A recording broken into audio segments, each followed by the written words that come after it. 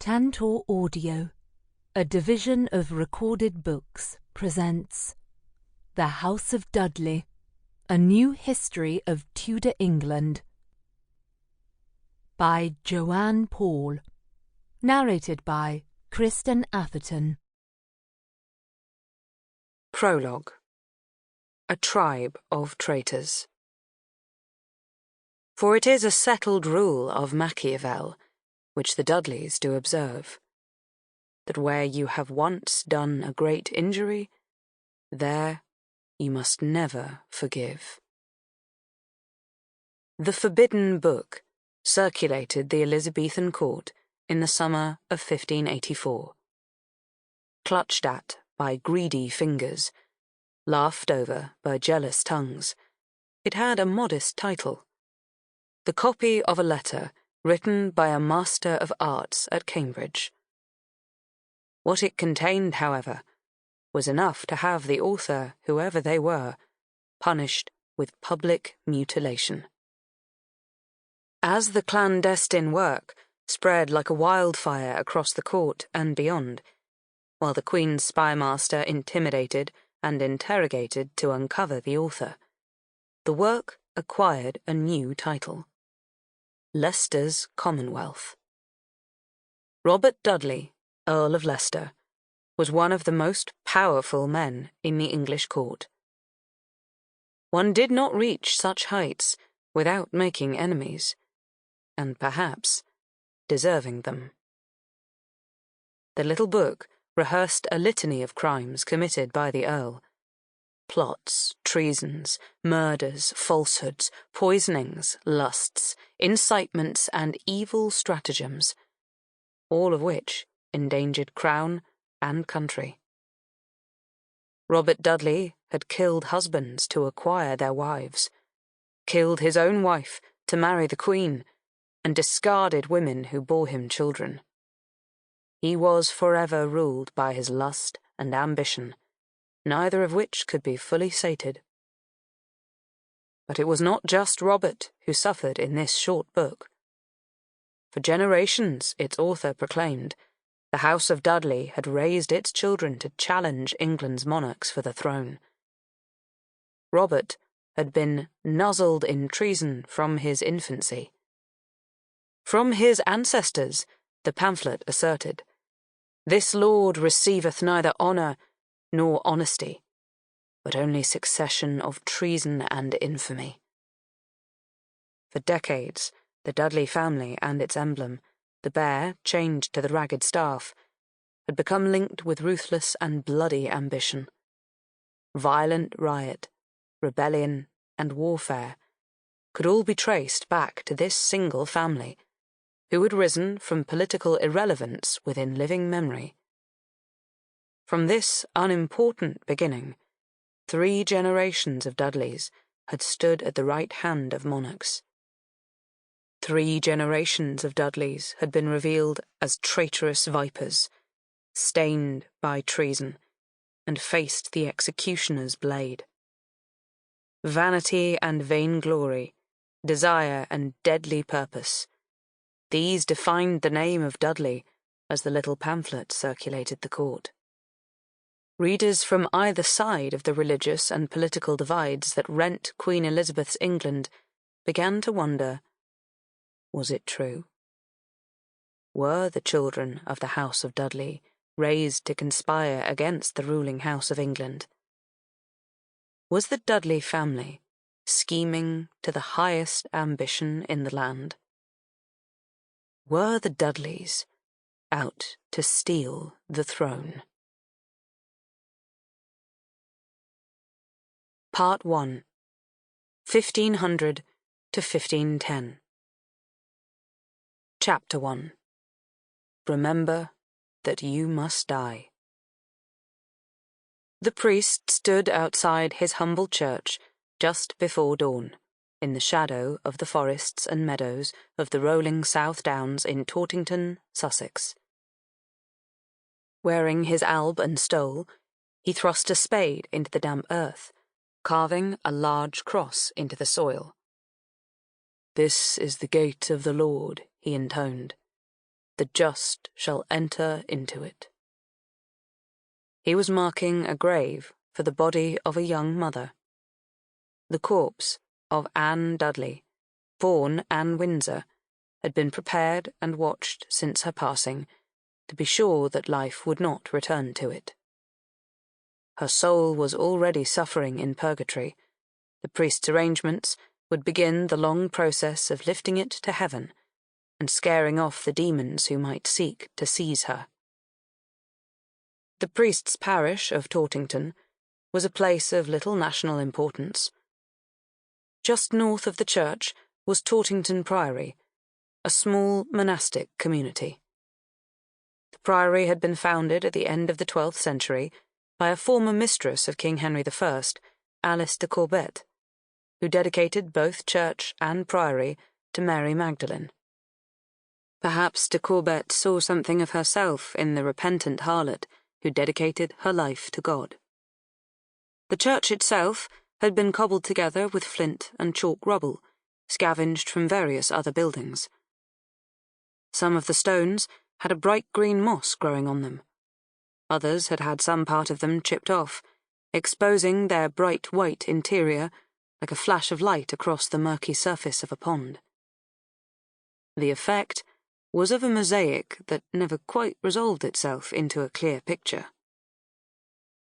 Not long after the priest's preparations were complete, the ringing of a small bell heralded the arrival of the wrapped body to the church. Dressed in solemn black, her lead mourners were women, family and friends, who were expected to precede the arrival of the rest of her family, such as her brother and sisters, and her husband, Edmund Dudley. The procession was of a decent size. Edmund and Anne were notables in the area, and able to afford a modestly elaborate ceremony. They had been well matched. Both were children of the violent civil war which had devastated the country in the last century, and both were members of families who had risen up in the vacuum of power left by slaughtered noble houses. Edmund's grandfather had been Sir John Sutton Dudley, a noted courtier and diplomat. Before Edmund was born, Sir John had fought beside the legendary King Henry V on the battlefields of France, and travelled as far as Prussia and Mantua on behalf of the crown. With the accession of Henry VI and the outbreak of war, Sutton Dudley clung to favour and was wounded and captured fighting against the opposing forces of Richard, Duke of York. He switched sides, however, when the king himself was captured in 1460, and joined the court of the new Yorkist king, Edward IV, becoming Constable of the Tower of London. There he oversaw the imprisonment of the warrior queen whom he had formerly served, Margaret of Anjou. Edmund had been in his youth when he watched his grandfather dexterously and repeatedly switch loyalties, welcoming the reigns of Edward V, Richard III, and Henry VII in quick succession in the years 1483 to 1485. John Sutton Dudley died 2 years into the reign of Henry VII, and the title of Lord Dudley followed the line of his eldest son. Edmund was the child of Sir John's second son, also called John. This younger John had not had such an illustrious career, but through his marriage to Elizabeth Bramshot, he had secured a reliable amount of wealth and security with which to raise his family. Edmund Dudley had thus received a gentleman's education. Thanks to his time at Oxford, Edmund was trained in the classics, authors such as Aristotle, Cicero, and Augustine, as well as in the power of rhetoric and persuasion. He had left before finishing his degree, a fairly traditional move, in order to train in the law at the Inns of Court. There he joined other young men as they pored over legal texts by day and caroused about London by night. It was not long after passing the bar in London that Edmund had married the young Anne Windsor. Anne's father had been appointed Constable of Windsor Castle by Richard III, and died shortly after the accession of Henry VII. Her mother, Lady Elizabeth Windsor, remarried and took as her new husband Sir Robert Lytton, the Keeper of the Wardrobe to Henry VII. Lytton's position put him in powerful proximity to the king, as overseer of all transactions of the royal household. Anne was the youngest of the Windsor daughters, and the last to be married. Her father had left her 100 marks, or just over £66, a skilled tradesman's salary for several years, in his will for her dowry. It was not just the modest dowry, however, that Anne Windsor brought to her marriage with Edmund Dudley, but a growing proximity to power, an even more valuable asset. Such a marriage was not just the joining of two people, but of two families. In the time since their wedding, Edmund Dudley and Anne's eldest brother, Andrew Windsor, had become staunch allies, working together in securing lands in Sussex for both the Dudleys and the Windsors. Andrew, his younger brothers Anthony and John, and their two sisters, had married into some of the most influential families in Sussex. Edmund also had siblings, 2 younger brothers and 2 sisters. Together, they had become one of the best-connected families in the county. All might have been expected to attend the burial service of Anne Dudley. Anne's procession passed through an ornate archway, supported by 2-columned pillars. The corpse was placed upon a bier under the chancel arch, which separated the nave, containing the lay people from the area around the altar, which was reserved for the clergy. Anne's body, like her soul, hovered in a place between this world and the next. Her mourners' prayers, and those that would be said in her honour in the coming months and years, would help ensure that her soul entered heaven and escaped the torments of purgatory. Those who prayed for her, however, still had to face the tortures of this world. Above the bier, decorating the chancel arch, were grotesque stone birds, with tongues protruding and wide, saucer-like eyes. They stared down at Anne's mourners. Faith was not meant to be a comfortable experience. Religion sought to unsettle, even as it consoled. This world, with its pestilence, violence, and various temptations, was a prison.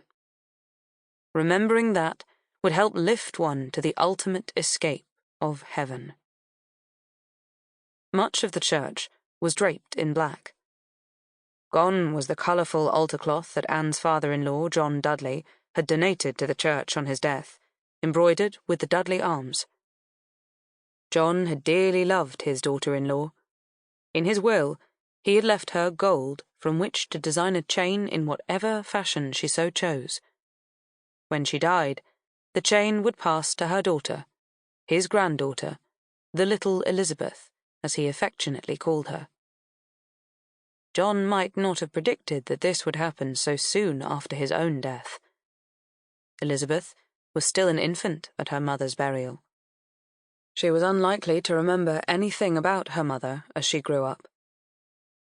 The members of the procession took their places as the priest called on the mercy of God. At the appointed time, the deacon advanced with his censer of incense, wafting billowing smoke on either side of Anne's body, which dispersed into the nave and filled the church. When those present retired home after the burial feast, they would be reminded of the ceremony by the thick smell of incense on their clothes as they undressed. The first reading was offered to comfort those who mourned Anne's early and unexpected death. But I would not have you to be ignorant, brethren, concerning them which are asleep, that ye sorrow not, even as others which have no hope. A theme repeated by the 3 clerks standing at the head of the wrapped body. Yea, though I walk through the valley of the shadow of death, I will fear no evil, for thou art with me, O Lord. Thy rod and thy staff comfort me. St. Augustine, whose works Edmund had scoured as a youth, had written that funerals were more for the living than for the dead. Anne's death was early and unexpected, and her husband, for all his education and noble lineage, found himself in a precarious situation. He was approaching 40, and he had no wife or male heir, just a daughter who was still young enough to succumb to the many ailments and illnesses common to that time of life.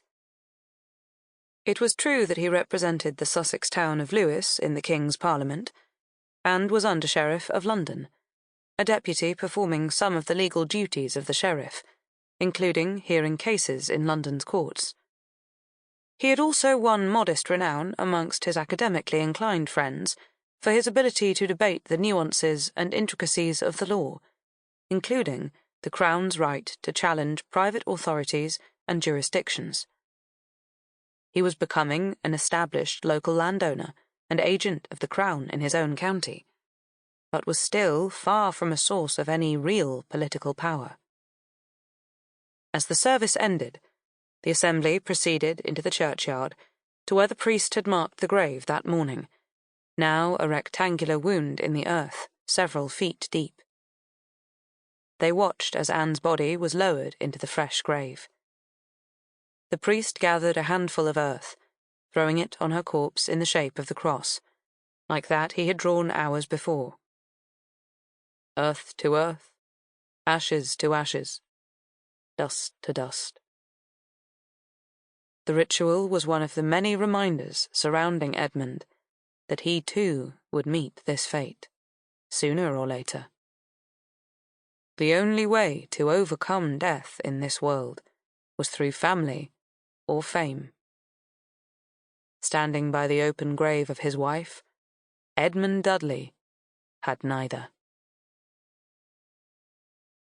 65 miles to the north, in the sprawling city of London, King Henry VII's worries were much like those of Edmund Dudley. He too had recently buried his wife, though Queen Elizabeth's funeral was substantially grander than that of Anne Dudley. Hundreds of common folk and nobles had witnessed the procession along torch-lined streets from the Tower of London to Westminster Abbey to mark the death of the White Rose of England. By her marriage, almost 20 years before, to Henry of Richmond, the Lancastrian heir, Elizabeth of York had smoothed the path to a peaceful resolution of the Civil War. The grandeur of her funeral, however, did not change the worrying position in which her death had put the family. Less than a year before, on the morning of the 4th of April, 1502, Henry had been woken earlier than usual in his palace at Greenwich. Greenwich, or the Palace of Placentia, was one of Henry VII's building projects, and he had worked to modernise the residence over the previous 5 years. Although he spent much of his time elsewhere, Greenwich was the official royal residence. Standing before the king was his grey-robed confessor, who delivered the heart-breaking news.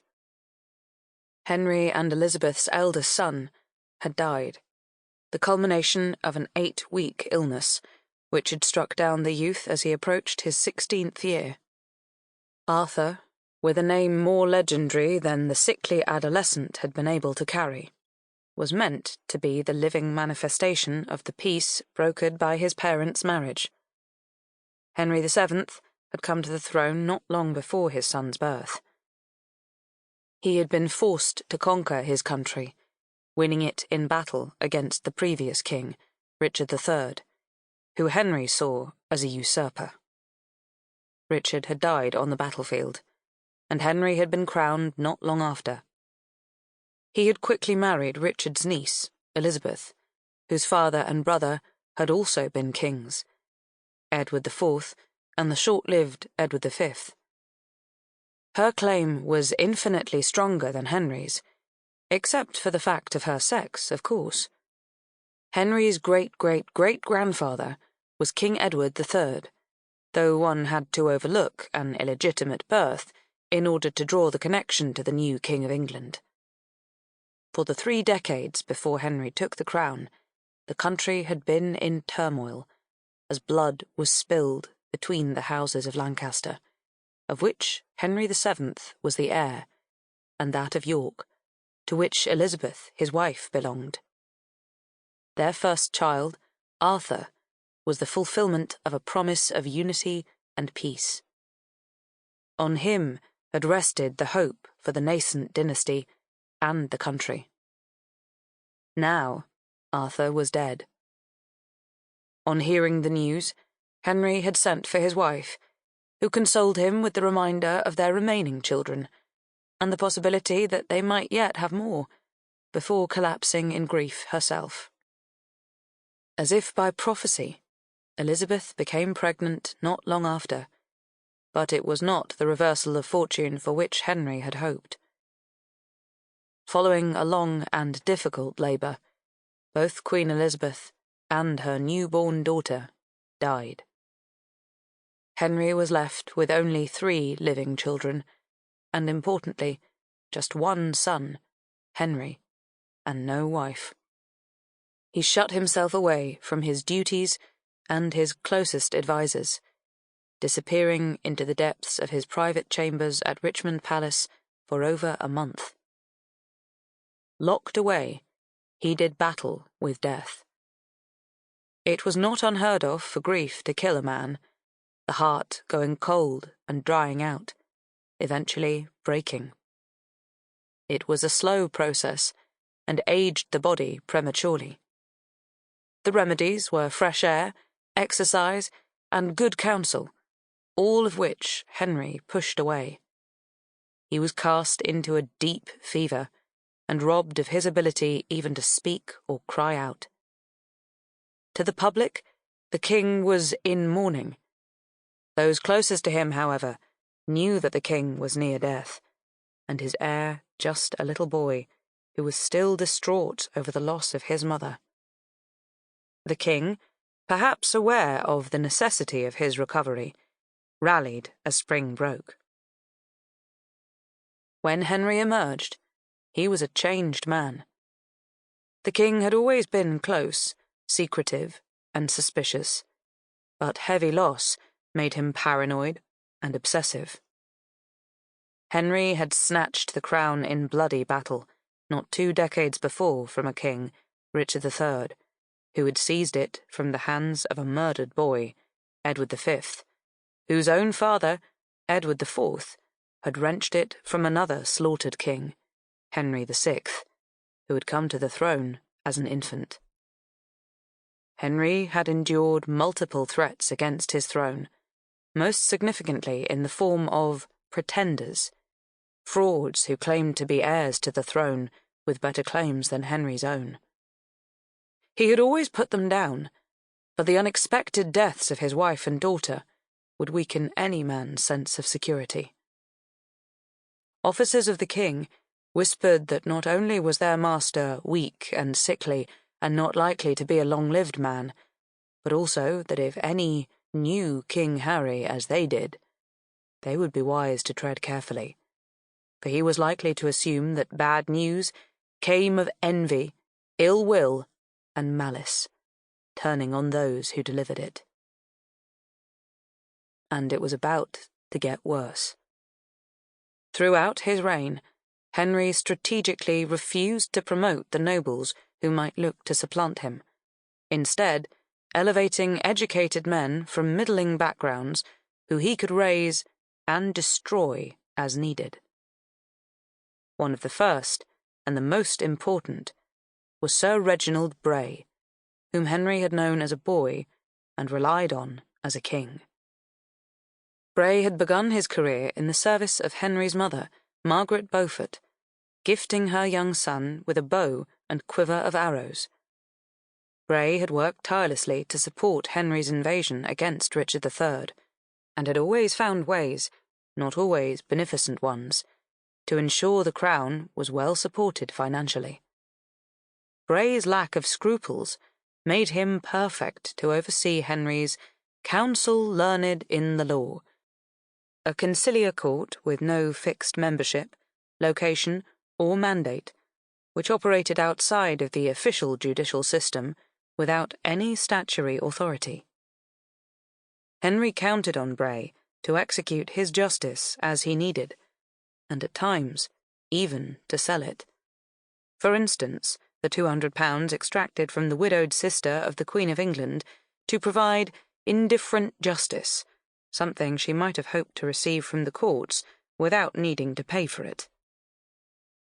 By means of his spies and enforcers, Bray gathered information to enforce the king's prerogative, keep wayward subjects obligated to him, and ensure a steady stream of revenue, with a cut off the top for himself, of course.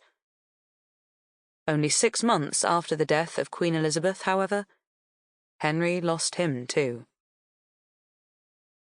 With Bray's death, Henry faced a hole in the various and wide-ranging networks protecting his reign. The Earl of Suffolk, Edmund de la Pole, was threatening to invade, with the support of the Holy Roman Emperor Maximilian I. Pole's elder brother, John, had been the designated heir of Richard III, but he had died in the midst of a rebellion 2 years after Henry VII's conquest, leaving his younger brother as a competing claimant to the throne. Styling himself the Duke rather than Earl of Suffolk, Pole had fled to the continent and into the waiting arms of Maximilian in 1501. A month before Bray's death, in August 1503, 7 men had been hung, drawn, and quartered for conspiring with Pole.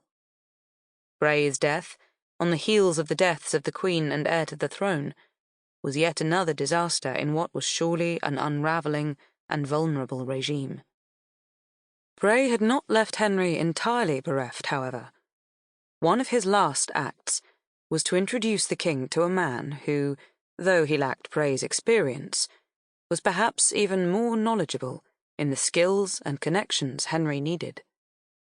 A wide-ranging legal knowledge of the king's prerogatives alongside connections to London informants and the city's officials. If Henry could not rely on a plenitude of sons on which to establish his dynasty and avoid civil war, he would need to fortify his crown another way. If his nobles would not respect his claim to the throne by claim of blood, they would need to be faithful to him through forced financial obligation. What Henry needed was someone versed in the laws which would allow him to bind his subjects to him, and his son, in the incontrovertible language of coin. What, or who, the king needed was Edmund Dudley. On Thursday, the 25th of January, 1504, the 19th year of the reign of King Henry VII, the King's 7th Parliament was called. The opening of Parliament was always a majestic affair, and the people braved the cold of a January morning to take to the streets of London to watch the King and his lords arrive at Westminster Palace. The Palace of Westminster had been used as a royal residence since before the conquest of 1066, thanks to its strategic position on the Thames. It sat to the west of the City of London, requiring travel by boat from a home in the centre of the city. Parliament, the representative assembly of lords and nobles who gave their counsel and consent to the king's laws and taxes, had met at this grand palace since the 13th century. The lords, attired in their traditional red and ermine robes and crowns of nobility, processed into the chamber where the first session would be held, while the king prepared in an adjacent room. They were joined there by the bishops, abbots, and prelates, another 20 to 30 solemn-robed men. At last, the king entered, golden sceptre in hand, and sat enthroned under a grand cloth of state. Once settled, he summoned the Commons to join them. The House of Commons had only recently begun to take on similar power to that of the Lords. Nevertheless, refusing requests for taxation remained one of the Commons' most effective checks on monarchical power. With very few exceptions, which Edmund knew well, Henry VII could not impose taxes on his subjects without the assent of the Commons. It was also an excellent place to test the temperature of public opinion. If Henry wanted to shore up financial reserves, he would either have to go via the House of Commons or cleverly circumvent it. Sample complete. Ready to continue?